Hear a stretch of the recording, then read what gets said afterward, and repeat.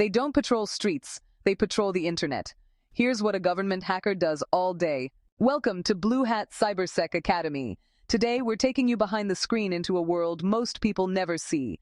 A world where code is your weapon, and every keystroke could protect or compromise national security. So, grab your coffee, sit back, and let's dive in. When we think of government agents, we usually picture camouflage, night raids, and covert operations. But some of the nation's most critical defenders operate in a very different battlefield, the digital world.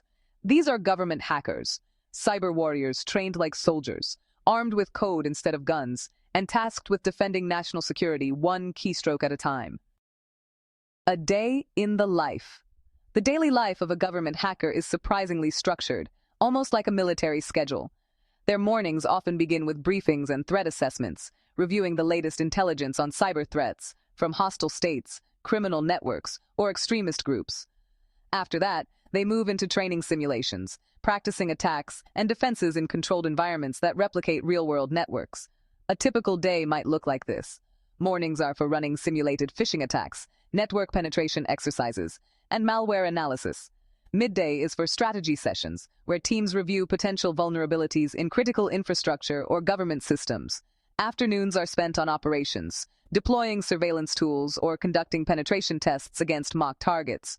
Evenings are reserved for analysis, reviewing logs, updating threat databases, and fine-tuning defensive protocols.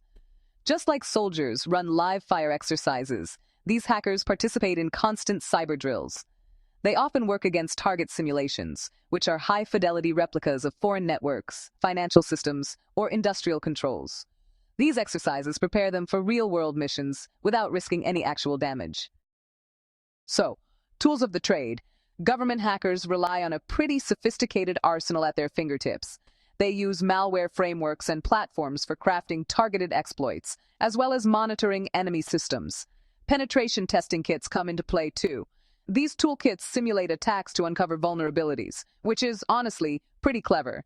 And then there's intelligence software, programs that collect and analyze both open-source and classified data to help map threats before they ever reach critical systems.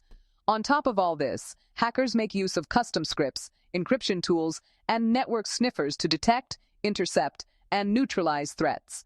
It's really a combination of technical skill, strategy, and precision, kind of like a digital version of special operations.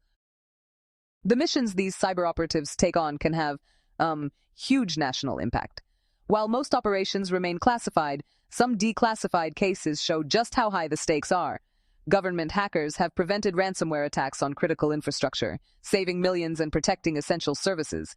They've stopped cyber espionage campaigns targeting defense contractors and government networks. They've even intervened in disinformation campaigns, safeguarding elections and public trust. One well-documented case involved a cyber unit disrupting a foreign network attempting to infiltrate the country's energy grid. Weeks of simulated attacks, precision coding, and real-time monitoring prove that their training is just as rigorous as any elite military unit.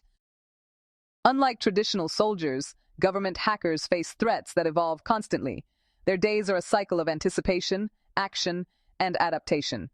And while their boots are virtual and their terrain is digital, the stakes, national security, economic stability, and citizen safety are just as high. So, what do you think? Could you handle a day in the life of a government hacker? Here's a quick challenge for you. Imagine you're tasked with defending a simulated network from a ransomware attack. What's the first 3 steps you would take? Can you name at least 2 tools a government hacker would use for penetration testing or intelligence gathering? Think about it. Share your answers in the comments.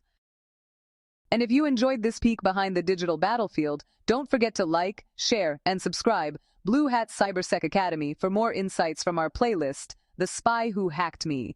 Every day, we explore the secret world of cyber warriors, and you won't want to miss it. Thanks for watching. And remember, the battlefield may be digital, but the stakes are very real.